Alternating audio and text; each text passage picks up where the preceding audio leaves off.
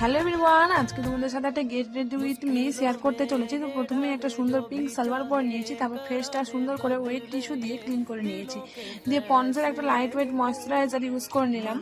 আর জানো তো, এখন একদমই ফাউন্ডেশন কম্প্যাক্ট ইউজ করতে ইচ্ছে করে না, তখন এইভাবে সুন্দর একটা লুক ক্রিয়েট করার চেষ্টা করি, যেটা আমার খুবই ভালো লাগে। তো আর কি বলো তো, মেকআপ একটা ক্যারি করার ব্যাপার থেকে, মানে শুধু যে ফাউন্ডেশন কম্প্যাক্ট এগুলো ভারী ভারী জিনিস দিয়ে সাজলে যে সুন্দর লাগবে এটা কিন্তু একদমই নয়। সিম্পল ভাবে সাজলেও কিন্তু খুব সুন্দর লাগে।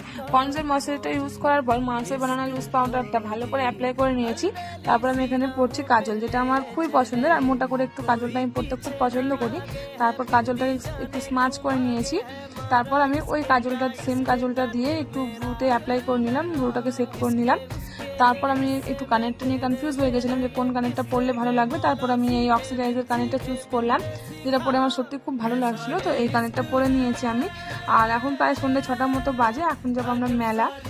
এই ভিডিওটা তোমার মোটামুটি এক সপ্তাহ মতো হয়ে গেল, এডিট করার সময় পাচ্ছিলাম না বলে তোমাদের সাথে আর শেয়ার করা হয়ে উঠতে পারিনি। তারপর একটা ছোট্ট একটা মালা পরে নিয়েছি, যেটা আমার খুব পছন্দের এবং খুবই ভালো। তারপর চুল টুল বেঁধে নিয়ে এখন একটা টিপ পরে নিলাম আর সিঁদুর পরে নিলাম, আর টিপ পরে মুখটা যেন একটা আলাদাই লাগে।